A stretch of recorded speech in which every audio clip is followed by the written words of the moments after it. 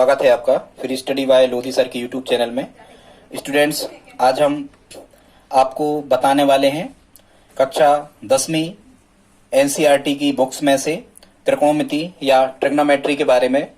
और आज का जो हमारा विषय रहेगा ये ट्रिग्नोमेट्री में त्रिकोणमिति में जो सर्वसमीकाएं होती हैं, 3 सर्वसमीकाएं, उनको ज्यामिति विधि से सिद्ध कैसे किया जाता है। ये स्टूडेंट्स हर बार लगभग 4 अंक की पूछी जाती हैं कि ज्यामिति विधि से सर्वसमीका को सिद्ध कीजिए। मुख्यतः ये 3 सर्वसमीकाएं होती हैं आपके कोर्स में। ये त्रिकोणमिति वाला जो चैप्टर है इसमें आपको ये 3 सर्वसमीकाएं हैं। हम आपको बड़ी सरल मेथड से इन तीनों सर्वसमीकाओं को ज्यामिति विधि से कैसे सिद्ध किया जाता है ये आज बताने वाले हैं। स्टूडेंट्स, यदि आप हमारे चैनल पर पहली बार विजिट कर रहे हैं तो प्लीज हमारे चैनल को सब्सक्राइब कर लीजिए। हम आपको क्लास 10th में मैथ्स, इंग्लिश और साइंस, सोशल साइंस जितना भी टाइम रहेगा हम आपको इस प्रकार से ये वीडियो उपलब्ध करवाते रहेंगे ताकि कम समय में आपकी अच्छे से तैयारी हो सके। ये हमारा त्रिकोणमिति का पार्ट फर्स्ट है। इसके बाद हम लगभग 4 या 5 पार्ट में ट्रिग्नोमेट्री को एंड कर देंगे। सभी इंपॉर्टेंट फैक्ट आपको बता देंगे। तो सबसे पहले हम ये समझते हैं त्रिकोणमिति क्या कहलाती है। तो समकोण त्रिभुज के तीनों भुजाओं और कोणों में संबंध दर्शाने वाली गणित की शाखा को हम त्रिकोणमिति कहते हैं। हिपेरकस नामक गणितज्ञ जो रहे हैं वो त्रिकोणमिति के जनक कहे जाते हैं। खैर, इतना सब तो आपको नहीं पढ़ना है, पर हम देख लेते हैं त्रिकोणमिति मुख्यतः एक चीज आपको ध्यान रखना है, त्रिकोणमिति मुख्यतः समकोण त्रिभुज में ही लागू होती है। और हमें चूंकि 90 अंश तक के कोण के बारे में ही अभी इस क्लास में पढ़ना होता है, तो इसमें हम क्या बना लेते हैं, सबसे पहले एक समकोण त्रिभुज बना लेते हैं। दोस्तों याद रखना, समकोण त्रिभुज उस त्रिभुज को कहते हैं जिसमें किसी एक कोण का मान 90 अंश होता है। हम उल्टा भी बना सकते थे, इस प्रकार से ही बना सकते हैं। तो ये हमने बना लिया एक समकोण त्रिभुज जिसमें किसी भी कोण को हम 90 अंश मान सकते हैं। यदि आप इस सीक्वेंस में लिखते हो तो हम मान के चल रहे हैं कि बी कोण कितने अंश का है, 90 अंश का है। ठीक है, तो 90 अंश के कोण को क्या कहते हैं, समकोण कहते हैं। और त्रिकोणमिति मुख्यतः किस त्रिभुज में लागू होती है, यदि कभी आपको ऑप्शन में आ जाए तो आपको कहना है ये समकोण त्रिभुज में ही लागू होती है। अब कभी यदि आपसे पूछा जाए कि समकोण त्रिभुज में अधिकतम कितने समकोण हो सकते हैं, तो स्टूडेंट्स याद रखना, समकोण त्रिभुज में अधिकतम एक समकोण ही हो सकता है। बाकी 2 जो होते हैं वो न्यून कोण होते हैं, मतलब 90 अंश से छोटे होते हैं। अगली बात ये होती है, कभी यदि आपसे पूछा जाए कि समकोण त्रिभुज में सबसे बड़ी भुजा क्या होती है, तो ध्यान रखना किसी भी समकोण त्रिभुज में सबसे बड़ी भुजा कर्ण होती है। और त्रिभुज आप उल्टा सीधा कैसे ही बना दो, हमेशा ध्यान रखना समकोण के सामने की भुजा कर्ण कहलाती है। और कर्ण किसी भी समकोण त्रिभुज की सबसे बड़ी भुजा होती है। और यदि हम यहाँ थीटा मान लें, मतलब एक न्यून कोण मान लें, तो ध्यान रखना जो भी न्यून कोण हमें दिया होता है उस न्यून कोण के सामने की भुजा हमेशा क्या कहलाती है, लंब कहलाती है। ठीक है, तो ये न्यून कोण के सामने की लंब हो गई और समकोण के सामने की कर्ण हो गई। और एक भुजा जो बचती है वो कहलाती है क्या, आधार। ठीक है, तो समकोण त्रिभुज के बारे में आप समझ गए। लंब सबसे छोटी भुजा होती है, कर्ण सबसे बड़ी भुजा होती है। और इसमें 3 भुजाएं होती हैं, लंब, आधार और कर्ण। एक चीज हो गई। अब आपको यहां से और क्या सीखना है, आपकी जो त्रिकोणमिति में मुख्यतः 6 जो निष्पत्तियां होती हैं इनके बारे में हमें समझना है। इसके बाद ही हम ज्यामिति विधि से त्रिकोणमितीय सर्वसमीकाओं को आसानी से हल कर पाएंगे।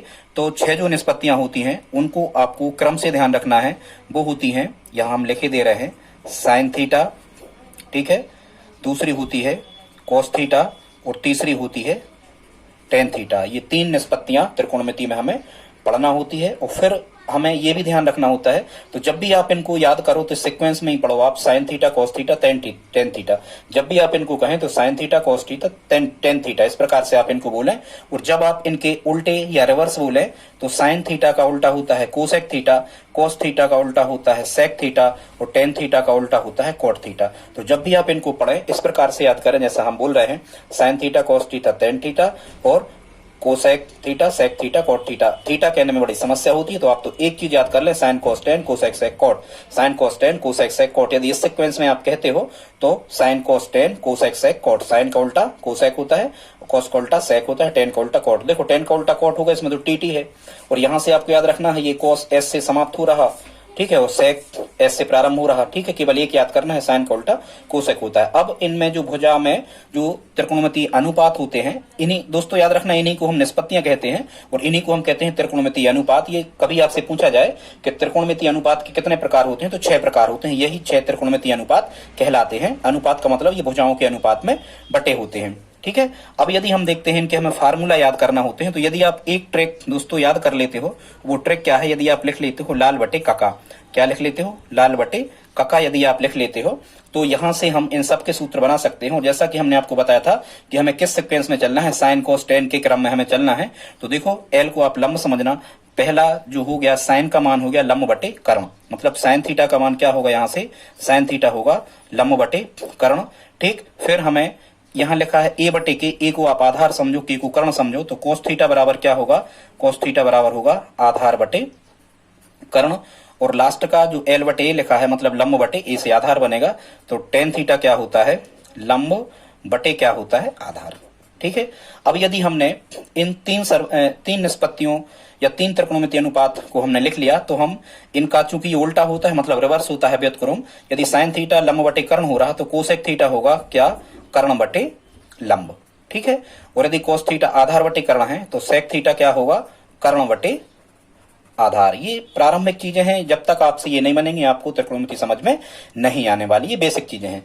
टेन थीटा लंब बटे आधार यदि होता है तो कोट थीटा क्या होगा, इसका उल्टा कर दो, ऊपर का नीचे, नीचे का ऊपर हम लिखते जा रहे हैं, आधार बटे क्या होगा, लंब होगा। इस प्रकार से ये 6 निष्पत्तियों के मान हमने आपको बता दिए, sine cos tan cosec sec cot, इस सीक्वेंस में आप इनको याद कर लें। संपूर्ण त्रिभुज में पाइथागोरस प्रमेय लगती है। हाँ, एक चीज और हम आपको बता नहीं पाए, एक बहुत इंपॉर्टेंट फैक्ट है स्टूडेंट्स, पाइथागोरस प्रमेय, और यदि आप त्रिकोणमिति सीख रहे हो तो इसके बारे में भी आपको जानना आवश्यक होता है, क्योंकि इसके बगैर आपको त्रिकोणमिति समझ में नहीं आने वाली। तो ध्यान रखना, हम अब आपको बताने वाले हैं पाइथागोरस प्रमेय के बारे में, और इसका उपयोग कैसे किया जाता है ये भी हम आपको बता दे रहे हैं दोस्तों। समझना आप कि जो पाइथागोरस थ्योरम कहलाती है, इसमें क्या होता है, वैसे कथन हम कहते हैं किसी संपूर्ण त्रिभुज में कर्ण का वर्ग उसके लंब के वर्ग और आधार के वर्ग के योग के बराबर होता है, या कर्ण का वर्ग अन्य दो भुजाओं के वर्गों के योग के बराबर होता है, ये भी हम कह सकते हैं। पर जनरली हमें ये नहीं समझना, पाइथागोरस प्रमेय स्टूडेंट्स जो होती है ये होती है, फार्मूला आपको याद कर लेना है, ये होता है कर्ण का वर्ग बराबर होता है लंब का वर्ग धन आधार का वर्ग। यदि हम इस त्रिभुज के अकॉर्डिंग यदि पाइथागोरस प्रमेय लगाएं तो इसमें कर्ण क्या है हमारा, AC, इस फॉर्मेट में हम भुजाओं में लिख सकते हैं, AC का स्क्वायर बराबर लंब कितना है, AB, इसमें देखो आप न्यून कोण के सामने की भुजा लंब कहलाती, तो यहाँ क्या लिख सकते हैं हम, AB का वर्ग धन आधार कितना है, BC, तो इसको हम क्या लिख सकते हैं, आधार का वर्ग माना है कितने का वर्ग, BC का वर्ग। एक चीज ध्यान रखना, कर्ण सबसे बड़ी भुजा होती है, लंब सबसे छोटी, हम आपको बता चुके। पाइथागोरस प्रमेय का दोस्तों उपयोग क्या है ये आप समझ लो। पाइथागोरस का उपयोग है, कहां हम पाइथागोरस प्रमेय लगा सकते हैं, केवल जहां समकोण त्रिभुज दिया गया हो और यदि उसकी हमें कोई भी दो भुजाएं दे दी गई हो तो हम तीसरी भुजा को फाइंड कर सकते हैं, ये पाइथागोरस प्रमेय का उपयोग होता है। यदि हमें लंब और कर्ण दे दिया तो हम आधार ज्ञात कर लेंगे, मतलब कोई भी दो भुजाएं यदि हमें दी हैं, क्योंकि त्रिभुज में कितनी भुजाएं होती, 3 भुजाएं होती, संपूर्ण त्रिभुज की किन्हीं भी यदि आपको 2 भुजाएं दी हैं तो तीसरी भुजा हम ज्ञात कर सकते हैं, ये पाइथागोरस प्रमेय का उपयोग होता है। जब तक आपको यहां से पाइथागोरस प्रमेय याद नहीं होगी तब तक आप इस प्रश्न को, मतलब त्रिकोणमिति को हल बिल्कुल भी नहीं कर पाओगे। अब हम देख लेते हैं, जैसा कि आपको प्रश्न यहां से पूछे जाते हैं, तो अब हमने यहां से आपको लिया है ज्यामिति विधि से सर्वसमीकाएं सिद्ध करना, कि हम ज्यामिति विधि से सर्वसमीकाओं को कैसे सिद्ध करते हैं। याद रखना दोस्तों, ये हमारी पहली सर्वसमीका है, और जो पहली सर्वसमीका है ये साइन थीटा और कोस थीटा में संबंध दर्शाती है। पहली सर्वसमीका क्या कहती है, पहली सर्वसमीका है साइन वर्ग थीटा धन कोस वर्ग थीटा बराबर कितना होता है, 1। आप इसको याद कर लें, 2-3 बार आप दोहरा लें। साइन वर्ग थीटा धन कोस वर्ग थीटा बराबर 1, sign square theta plus cos square theta equal कितना होता है, 1 होता है। ठीक है, ये पहली सर्वसमीका है। कभी यदि आपको ऑप्शन में आ जाए कि त्रिकोणमिति की प्रथम सर्वसमीका क्या होती है, तो ये साइन और कोस में संबंध दर्शाने वाली होती है। Sign square theta plus cos square theta equal कितना होता है, बराबर कितना होता है, 1 होता है। आप याद कर लेना। यहां से हम, चूंकि यहाँ 3 राशियां हैं, साइन वर्ग कॉस वर्ग और 1, तो यहाँ से हम तीनों के मान निकाल सकते हैं। तो 1 का मान तो हमने निकाल दिया। अब देखो कई बार एग्जामिनर आपसे इसका पक्षांतरण करके पूछ लेता है। देखो ये मूल सर्व समीकरण है जो हमने ऊपर लिखी, sign square theta plus cos square theta equal 1। अब यदि हम यहाँ से साइन स्क्वायर थीटा की वैल्यू निकाल रहे होंगे तो देखो 1 बराबर किस तरफ लिखा है, तो 1 ज्यों का त्यों। कोस स्क्वायर थीटा का हमने पक्षांतरण कर दिया, तो कोस स्क्वायर थीटा इस तरफ आके काय का हो गया, कोस स्क्वायर थीटा इस तरफ आके ऋण का हो गया। तो साइन स्क्वायर थीटा का मान कितना होता है, 1 माइनस कोस स्क्वायर थीटा। या फिर यहीं से इसी से यदि हम कोस स्क्वायर थीटा की वैल्यू निकाल रहे होंगे तो कोस स्क्वायर थीटा बराबर कितना मिल रहा होगा, ये मिल रहा होगा 1 ऋण sign square theta. Sign square theta का पक्षांतरण होकर ऋण का हो गया। मतलब एक सर्व समीकरण से 2 सर्व समीकरण और बनाई जा सकती हैं। दोस्तों यहां से आपको एक चीज आपको बता दें, एक चीज यहां से और खबर रखने वाली है। कभी कभी एग्जामिनर पूछ लेता है साइन स्क्वायर 20 धन कोस स्क्वायर 20 का मान क्या होगा, अंश लिखा है यहाँ। तो यहाँ चूंकि देखो 20 की जगह उन्होंने थीटा लिख दिया। हम संबंध जानते हैं, थीटा का मान 90 से कम तक कुछ भी हो सकता है, 89 तक। तो sign square theta plus cos square theta equal 1। तो यदि उन्होंने लिख दिया साइन स्क्वायर 20 धन कोस स्क्वायर 20, तो इसका मान आपको 1 ही कह देना। दोस्तों वो यहाँ कुछ भी लिख दें, थीटा नहीं लिख के लिख दें साइन स्क्वायर अल्फा प्लस लिख दें कोस स्क्वायर अल्फा का मान कितना होगा, तो कुछ नहीं, थीटा की जगह अल्फा यहाँ 1 ही होगा। या वो कुछ भी आपसे लिख दें साइन स्क्वायर, कुछ भी लिख दें साइन स्क्वायर 30 धन कोस स्क्वायर 30 का मान कितना होगा, तो 1 ही होगा। उन्होंने थीटा की जगह 30 लिख दिया। ठीक है, इस सर्व समीकरण के अनुसार इसका मान सबका क्या होता है, 1 होता है। इस फॉर्मेट में आपको आ जाए तो ध्यान रखना। अब हमने जो यहाँ पक्षांतरण किया था, साइन स्क्वायर थीटा धन कोस स्क्वायर थीटा की वैल्यू 1 हो रही। यदि हम यहाँ से साइन स्क्वायर थीटा की वैल्यू निकालते हैं तो 1 माइनस कितनी हो जाती, कोस स्क्वायर थीटा। और यदि हम यहाँ से केवल साइन थीटा का मान यदि हम निकालते हैं तो देखो यहाँ से वर्ग घटता है, तो नियम क्या है, यदि यहाँ से वर्ग घटता है तो सामने क्या लगता है, वर्गमूल लगता है। मतलब ये भी आप ध्यान रखना। ये सब यदि ज्यामिति विधि सिद्ध करने को ऐसे लिखे आ जाए तो भी आप इसी मेथड से हल कर सकते हो। तो कई बार ये पूछ लेता है कि root over 1 minus cos square theta का मान क्या होगा, तो साइन थीटा होगा। ठीक है, इसी प्रकार से यदि हम यहाँ से किसका मान निकाल रहे होंगे, यदि हम यहाँ से मान निकाल रहे होंगे किसका, कोस स्क्वायर थीटा का मान निकाल रहे होंगे दोस्तों, तो यहाँ से देखो कोस स्क्वायर थीटा का मान कितना निकलेगा, 1 माइनस साइन स्क्वायर थीटा। ठीक है, और जब हम कोस से वर्ग हटा रहे होंगे, केवल कोस थीटा लिख रहे होंगे, तो यहाँ root over 1 minus sine square theta. यहां से आपको 5 अंक की सही जोड़ी आना है, और सही जोड़ी में मुख्यतः यही पूछे जाते हैं। तो ध्यान रखना, ये सब आपके सूत्र बन गए। इसका मान साइन स्क्वायर थीटा लिखा तो 1 माइनस कोस स्क्वायर थीटा लिख सकते, साइन थीटा लिखा तो root over 1 minus cos square theta. यदि 1 माइनस साइन स्क्वायर थीटा लिखा तो हम उसे कोस स्क्वायर थीटा लिख सकते, और यदि root over 1 minus sine square theta तो इसका मान केवल कोस थीटा होगा। मतलब एक ही चीज यदि आप समझ रहे हो तो पूरा आप समझ सकते हो। अब हम देख लेते हैं कि मूल सर्व समीकरणों को ज्यामिति विधि से कैसे सिद्ध करते हैं। तो क्या लिखा है यहाँ, साइन स्क्वायर ज्यामिति विधि से सिद्ध कीजिए कि sign square theta plus cos square theta बराबर 1। यदि ये लिखा नहीं आता स्टूडेंट्स, केवल इतना लिखा आता है कि सिद्ध कीजिए कि sign square theta plus cos square theta, तो भी हम ज्यामिति विधि का उपयोग कर सकते हैं। ठीक है, ज्यामिति विधि से सर्व समीकरणों को सिद्ध करने के लिए मुख्यतः क्या किया जाता है हम देख लेते हैं। सबसे पहले आपको क्या कर लेना है, सबसे पहले आपको एक समकोण त्रिभुज ड्रा कर लेना है, एक समकोण त्रिभुज बना लेना है। ये हमने बना लिया एक समकोण त्रिभुज। ठीक है, यहाँ 90 अंश का ये कोण बन गया। यहाँ मान लेना है हमें क्या, थीटा, कुछ भी हम नाम दे दें, ए, यहाँ बी और यहाँ सी। तो आप समझ रहे होंगे ये भुजा समकोण के सामने की भुजा कर्ण और न्यून कोण के सामने की भुजा क्या कहलाती है, लंब कहलाती है। और आधार हमारा क्या हो गया, बीसी हो गया। ठीक है, यदि इतना आपको बना लेना है, फिर आपको यहाँ थोड़ी सी एक लाइन यहाँ पर लिखना है। और वो लाइन कितना कैसी लिखना है, माना कि त्रिभुज एबीसी एक समकोण त्रिभुज है, इतना आपको लिख लेना है। माना कि त्रिभुज एबीसी एक समकोण त्रिभुज है, जिसमें हमें कुछ ये भी दर्शा देना है कि जिसमें कोण भी कितने अंश का है। देखो ये कोण भी 90 अंश का है, तथा इसी में कोण सी कितने अंश का है, तो जो कोण सी है ये कितना है, थीटा, अपन ने ये मान लिया है। ठीक है, अभी यदि ये समकोण त्रिभुज है तो हम क्या कर सकते हैं, हम इसकी प्रूफ बताने लगे, उपपत्ति इसकी कैसी होती है। अब हम लिखेंगे समकोण त्रिभुज ए बी सी में, और आपको हमेशा ज्यामिति मतलब क्या होता है कि त्रिभुज चतुर्भुज आदि बनना चाहिए। तो समकोण त्रिभुज एबीसी में पाइथागोरस प्रमेय से, जब आप इसमें दोस्तों पाइथागोरस प्रमेय को लगा रहे होंगे तो आप क्या लिख रहे होंगे, समकोण त्रिभुज में आप यहाँ पाइथागोरस प्रमेय लगाओ तो क्या होती है, कर्ण का वर्ग बराबर, तो कर्ण का वर्ग कितना था, एसी, या फिर आप चाहो तो फार्मूला आप लिख लो, क्या होती है, कर्ण का वर्ग बराबर लंब का वर्ग धन आधार का वर्ग। और जब आप यहाँ भुजाओं में मान दे के नामांकन करके आप लिख रहे होगे तो यहाँ आ रहा होगा एसी का वर्ग बराबर लंब कितना है, ए बी, तो आप लंब वर्ग की जगह ए बी वर्ग लिख सकते हो, और आधार कितना है, बीसी, यहाँ लिख सकते बीसी। इसको आपको दे देना है समीकरण 1। अब आप यहाँ आ जाओ, हमने आपको क्या बताया था, ये जो सर्व समीकरण है ये हम क्या बता रहे हैं, ये हम बता रहे हैं sign square theta plus cos square theta का मान कितना होता है, 1 होता है। हम आपको इसके बारे में बता रहे हैं, ठीक है। तो यहां से आपको ये देख लेना है, या तो आप कोस का मान देख लो या साइन का देख लो, जो भी देख लो। देखो साइन में नीचे क्या मिल रहा है, देखो साइन थीटा बराबर लंब बटे कर्ण, यहाँ साइन में भी नीचे कर्ण मिल रहा। कोस देख लो चाहे आप, कोस में क्या मिल रहा, आधार बटे कर्ण, कोस में भी नीचे कर्ण मिल रहा। तो यदि आपको ये मान पता होंगे तो आप बड़ी आसानी से सर्व समीकरणों को हल कर पा रहे होंगे। मतलब हमने ये तय कर लिया, मतलब होता ही है कि साइन का मान होता है लंब बटे कर्ण और कोस होता है आधार बटे कर्ण। मतलब नीचे क्या मिल रहा है, हमें कर्ण मिल रहा है दोस्तों। तो फिर हमें वही हमें पकड़ लेना है, वही हमें पकड़ लेना है, ठीक। क्या पकड़ लेना है कि यहां कर्ण क्या है, तो कर्ण क्या है, AC। तो आप यहां क्या लिखोगे, अब आप लिखोगे यहां पर समीकरण 1 में AC वर्ग से भाग करने पर। आप AC वर्ग से ही भाग क्यों करेंगे दोस्तों, आप AC वर्ग से ही भाग क्यों करेंगे, क्योंकि साइन में भी नीचे कर्ण है और कोस में भी नीचे कर्ण है, और यहाँ कर्ण को हमने कैसे दर्शाया है, AC से। इसलिए आप AC स्क्वायर से क्या कर दो, भाग कर दो। दोस्तों एक चीज ध्यान रखना, कोई भी सर्व समीकरण हो, इतना जो हमने आपको बताया है यहाँ त्रिभुज से लगा करके और पाइथागोरस प्रमेय तक, समीकरण 1 तक, ये सभी सर्व समीकरणों में इतना आपको एक सा करना है। जब आप किसी भी समीकरण में AC स्क्वायर का भाग कर रहे होगे, AC मतलब किसका, कर्ण का भाग आप कर रहे होगे।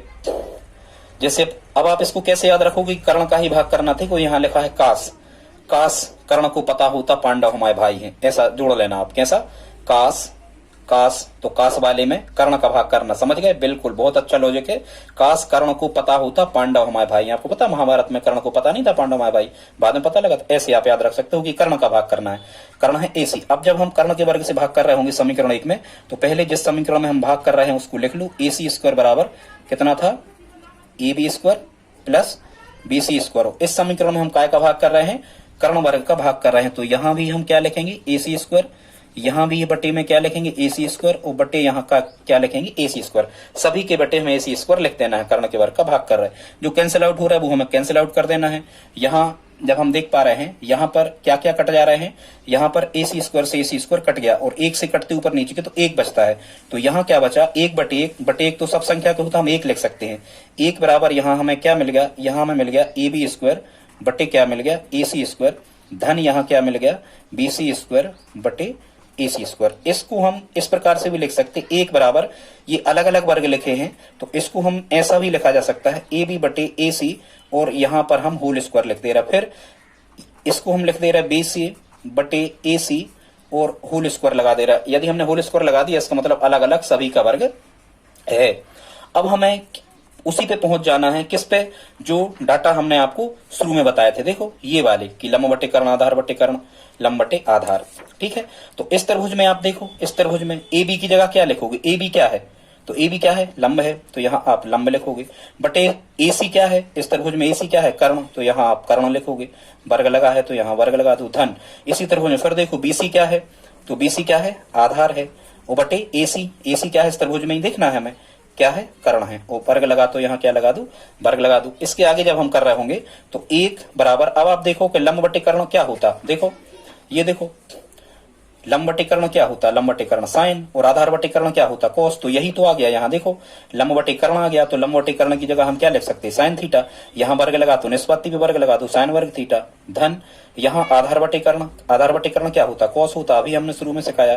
तो यहाँ कोस थीटा आप लिखोगे, यहाँ वर्ग लगा तो वर्ग लगा दो, तो ये हमें मिल गया 1 बराबर साइन वर्ग थीटा धन कोस वर्ग थीटा। या इसी को हम पूरा का पूरा जब उठा के, इसको उठा के पूरे के पूरे को इस तरफ रख दें और इसको इस तरफ, तो दोस्तों ये पक्षांतरण नहीं कहलाता।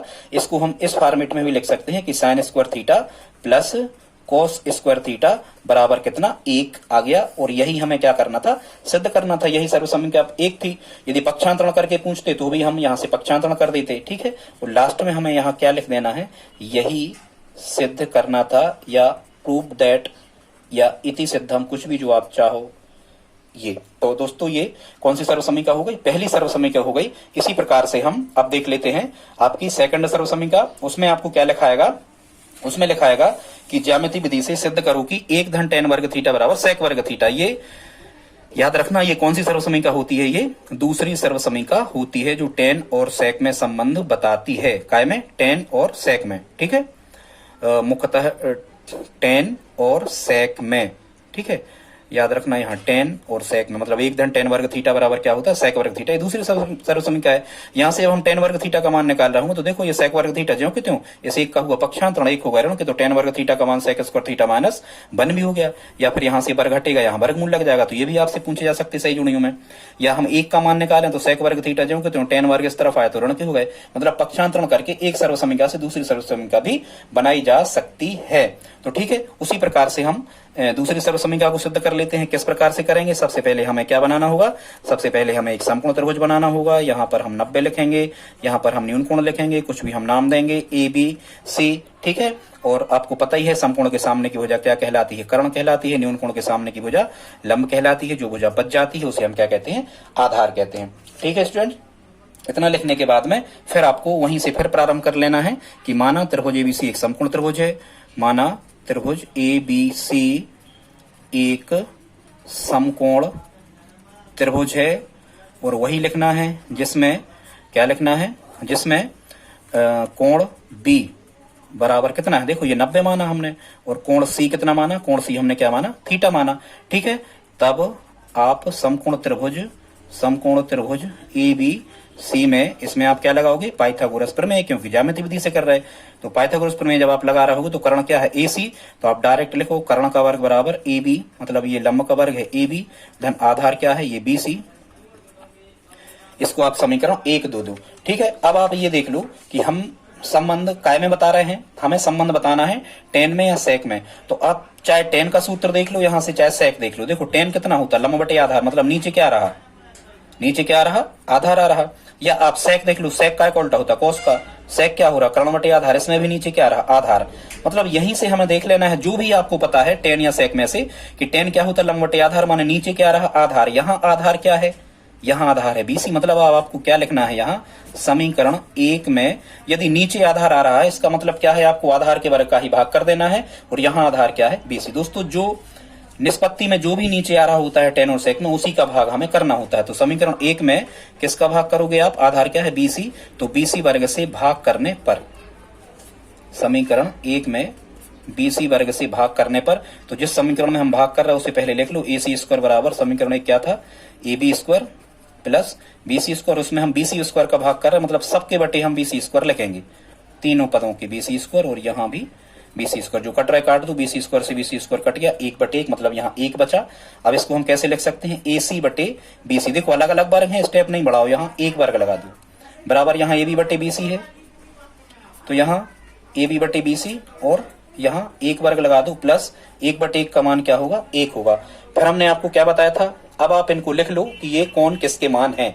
या देखो यहाँ ए सी क्या है, चित्र में देखो ए सी क्या है, कर्ण है, तो यहाँ क्या लिख दो आप, कर्ण बटे बीसी क्या है, इस चित्र में बीसी क्या है, बीसी आधार है, तो यहाँ लिख दो आधार, वर्ग लगा तो यहाँ वर्ग लगा दो, बराबर ए बी क्या था, तो ए बी लंब था, तो यहाँ लंब लिख दो, बटे बीसी क्या था, आधार, तो यहाँ आधार लिख दो, वर्ग लगा तो जो कहते हो यहाँ पर वर्ग लगा दो, और 1 लगा तो 1।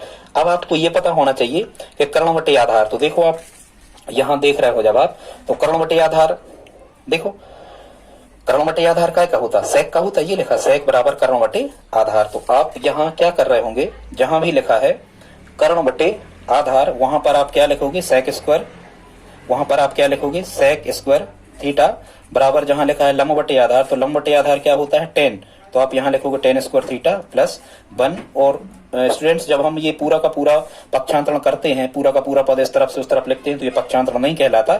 हम 10 वर्ग थीटा को आप चाहें तो ऐसे भी लिख सकते हैं, सेक वर्ग थीटा, 1 धन 10 वर्ग थीटा भी लिखा जा सकता है, कोई अंतर नहीं पड़ा, जुड़ रहे हैं आगे पीछे लिखे जा सकते हैं। तो सेक स्क्वायर थीटा बराबर 1 धन 10 वर्ग थीटा, या जब हम पूरे के पूरे को इस तरफ लिखेंगे तो हम ऐसा भी कह सकते हैं कि 1 प्लस 10 स्क्वायर थीटा बराबर कितना होगा, सेक स्क्वायर थीटा। तो ये हमारी सर्व समीकरण दूसरी सिद्ध हो गई।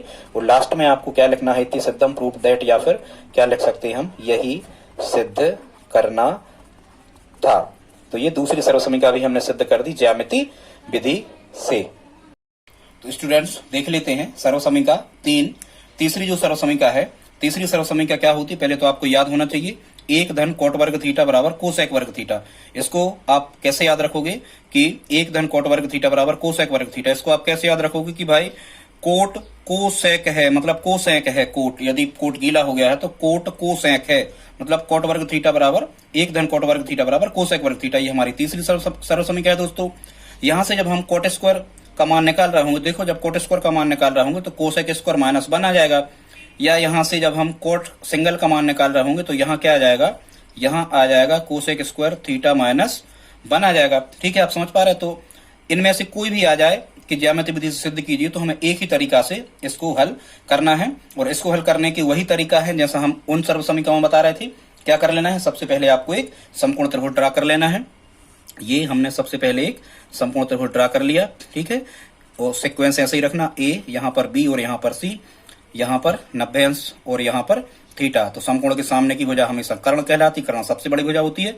न्यून कोण के सामने की भुजा हमेशा लंब कहलाती है, लंब सबसे छोटी भुजा होती है, और बची भुजा आधार। इसमें आप ठीक उसी प्रकार से हल करोगे। क्या लिखोगे आप, प्रूफ जब यहाँ लिख रहे होगे उत्पत्ति, तो माना त्रिभुज ए बी सी एक समकोण त्रिभुज है, ज्यों का त्यों बिल्कुल, जिसमें ज्यों का त्यों लिख दो, कोण भी बराबर अपन ने कितना माना 90 अंश, तथा कोण सी कितना माना है थीटा, ये न्यून कोण है। तब यदि ये समकोण त्रिभुज है तो इसमें पाइथागोरस प्रमेय लग सकती, बिल्कुल लग सकती। तो हम लिखेंगे तब समकोण त्रिभुज इसी में पाइथागोरस प्रमेय से। पाइथागोरस प्रमेय क्या होती है, कर्ण का वर्ग बराबर, तो कर्ण यहाँ क्या है AC, तो AC का वर्ग बराबर लंब का वर्ग, लंब यहाँ क्या है AB, धनाधार का वर्ग मतलब BC का वर्ग। इसे दे देना है आपको समीकरण 1। अब हमें यह तय करना है कि अब हम भाग किसका दें, दो तो हम आपको बता चुके। तो देखो यहां जब आप यहां देख रहे हो, हमने जो आपको बताया था, हमने आपको क्या बताया था स्टूडेंट्स, हमने बताया था, अच्छा सर्वसमीकरण कैसी अपनी सर्वसमीकरण है 1 धन कोट स्क्वायर थीटा बराबर क्या है कोसेक स्क्वायर थीटा। तो कोसेक ये तो आपको कठिन लगेगा लगभग, किसी को भी देख लिया करे, जैसे हम कहें कोट, ठीक है, क्या कहें हम कोट वाली में। तो देखो टेन क्या होता, लंब बटे आधार, यहाँ कोट क्या होता, कोट होता है आधार बटे लंब, मतलब नीचे क्या मिल रहा हमें, नीचे क्या मिल रहा दोस्तों, हमें लंब मिल रहा। तो फिर हम इसमें लंब का भाग करेंगे, लंब स्क्वायर से हम इसमें भाग करेंगे, और इसमें देखो लंब क्या है AB, तो हम यहां लिखेंगे समीकरण 1 में AB वर्ग से भाग करने पर, समीकरण 1 में AB वर्ग से भाग करने पर। जब आप समीकरण 1 में भाग कर रहे हो तो पहले समीकरण 1 लिख लो, AC वर्ग बराबर क्या है AB का वर्ग धन BC का वर्ग। आप AP का वर्ग कर रहे हो तो सबके बटे यहाँ पर हमें समीकरण में जब कभी भाग किया जाता है तो बाएं पक्ष में बाएं पक्ष का और दाएं पक्ष में इस प्रकार का यदि भाग करे तो सबके बटे AB वर्ग हमें यहाँ पर लिख देना है। जो कट रहा है वो काट दो, एक पद हमेशा कटता है, 1/1 यहाँ पर बचा, इसको हम क्या लिखेंगे AC का वर्ग बटे AB का वर्ग बराबर यहाँ 1/1 मतलब 1 लिख सकते, यहाँ बचा BC वर्ग बटे नीचे क्या बचा, यहाँ नीचे बचा AB का वर्ग। अब हम ये वर्ग लगे हैं तो AC बटे AB इस फॉर्मेट में भी लिख सकते और यहाँ वर्ग लगा सकते, 1 धन इसको लिख सकते BC बटे AB और यहाँ वर्ग।